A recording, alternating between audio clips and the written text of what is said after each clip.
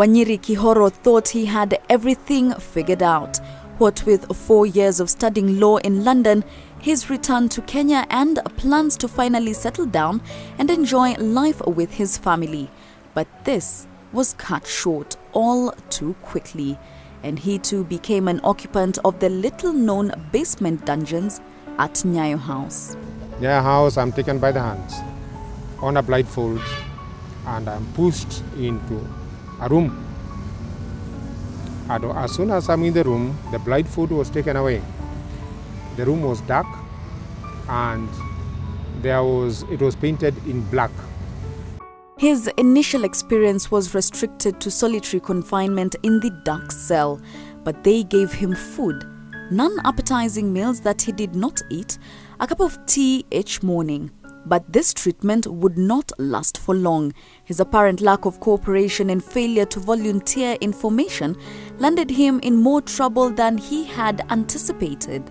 And to be declared hostile, I came to know later on, meant you being told you strip naked to the skin, and all the 12 men are trained on your body.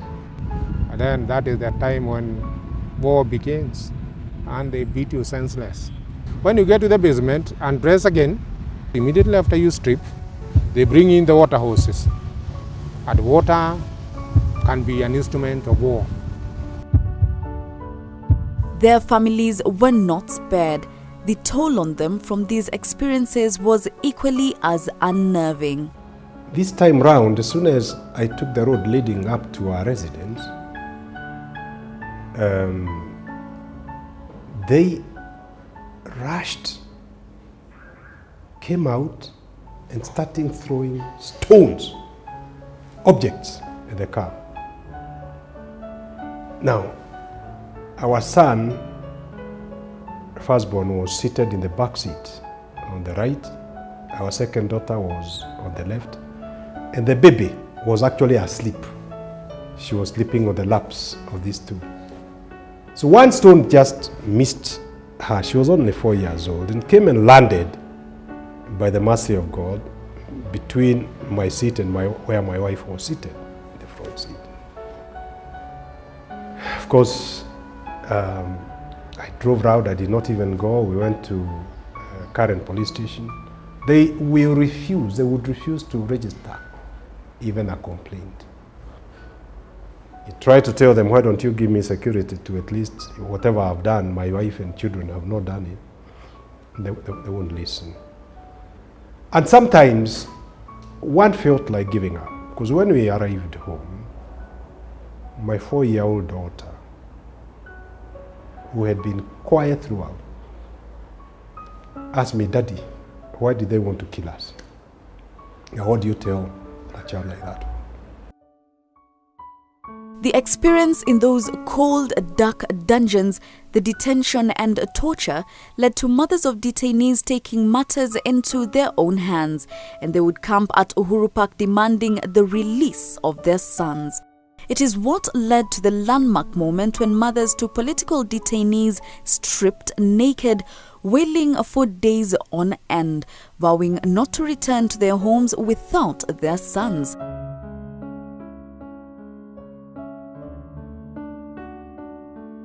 It was also meant to curse the then president, Daniel Arap Moi.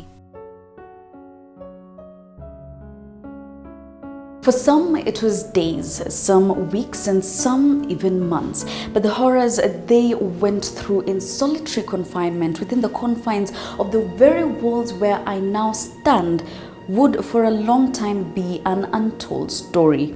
And for those who survived it, it is one that they can finally speak up about, not just for themselves, but for the sake of their comrades, those who lost their lives right here. Was it worth it? I think so. I think the only sort of regret, we've got the new constitution. We are not yet in a transition in this country, in my view.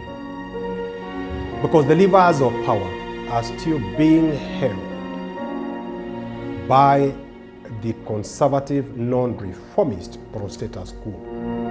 being there and seeing the fruits of the struggle, that makes me get the fulfillment. Even if I don't have anything in this society, I'm very happy. I can call, I can say what I want without having to look around. Those days you could not even trust your shadow. I'm telling you. Because you don't know what information that shadow will take to the special branch. Up to 107 Nyayo House torture survivors were arrested, charged, convicted, and jailed. Another 13 Nyayo House torture survivors were detained without trial. Close to 60 survivors were released without charge, and just about 30 victims and survivors were forced into exile. Over 30 victims were arrested, confined, tortured, jailed, and died during and after their ordeals at Nyayo House. For Newsnight, I'm Jackie Maribe.